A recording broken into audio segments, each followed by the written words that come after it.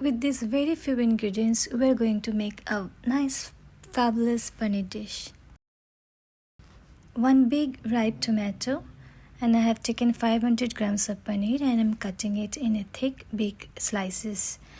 I want to serve each one big slice, not the small tiny pieces, just for a change.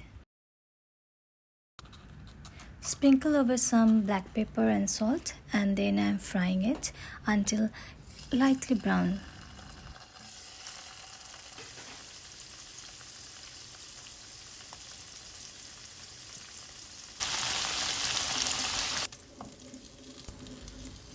You can see I have started frying this paneer in a very little oil.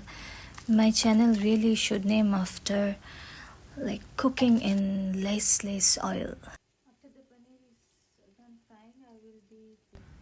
So one big tomato and 1 tablespoon of white sesame seed, lightly roasted, and 2 green chilies. In this oil, I'm going to just saute this tomato until it mashed up. Then I will add the white sesame seed and few minutes I will stir them.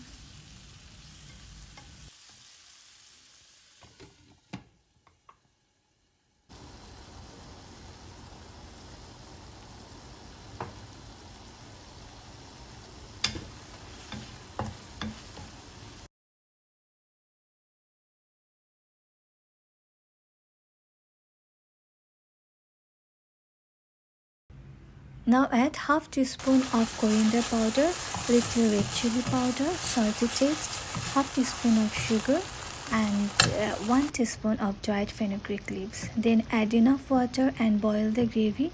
Put the paneer in and cook for 10 to 12 minutes. Now it is ready to serve. Enjoy!